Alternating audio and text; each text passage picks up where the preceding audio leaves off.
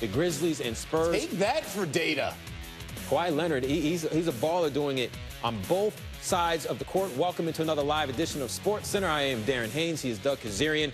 Speaking of the NBA on the court, there are three teams that are getting it done, not losing a playoff game so far this season. The two teams we already know, one playing tonight, the Warriors, the other, the Cavs. Then there's that third team. Yeah, the Wizards have looked very sharp in the postseason so far, or maybe they just haven't played on the road. Maybe it's a schedule thing.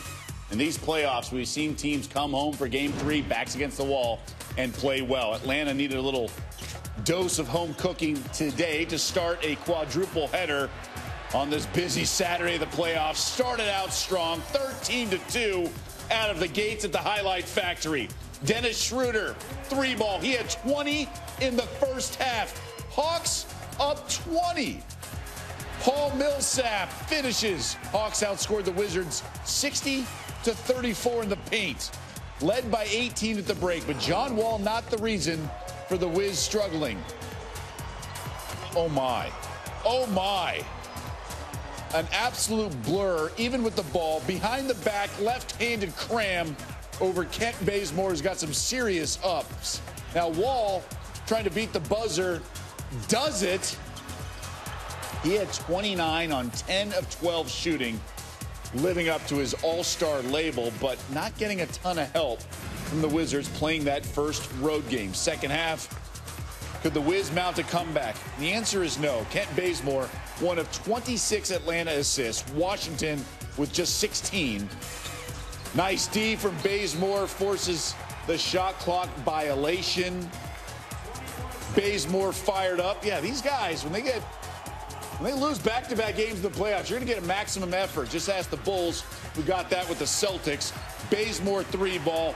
Hawks win. It's been a physical series. Players have even called it MMA. Paul Millsap battling with Markieff Morris all series. And how much is this back and forth with you and Morris kind of fueling this? Because he was in your face quite a bit, a little. Yeah.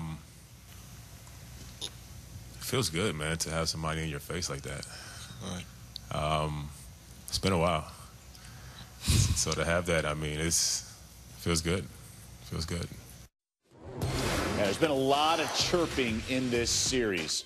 Paul Millsap, also an all-star, but probably one of the most underrated players in the entire NBA, especially by casual fans.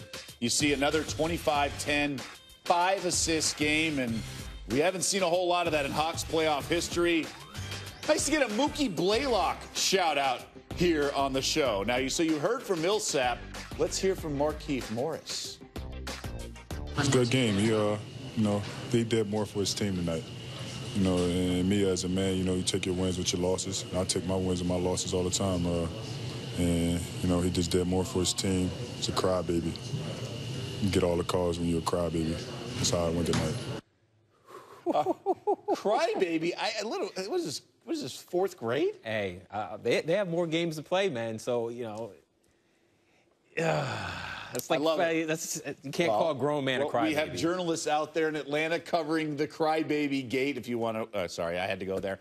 So now Millsap responds. Paul, do you feel like this matchup between you and Markieff is becoming personal? He just said in the locker room that you're a crybaby. Oh my God, no. Oh. No. It definitely got personal now, yes. I mean, I don't care. So what? Take his loss and go back to the hotel. Be ready for the next game. What I love about that, you didn't see him, but you heard him, was Dennis Schroeder was like, oh, my gosh. He just knew, that just put it over the edge. Yeah, he's from Germany, but he understands that now. He's learned that term quickly, and now it's taking it personally. Look, this is a good series. It's a 4-5 matchup, and road team has yet to win. We know the whole cliche, the series never really starts. Yep. So it's going to be some intriguing play in Game 4 on Monday. Stay tuned for that. Speaking of crying, Toronto has done a lot of crying when it comes to winning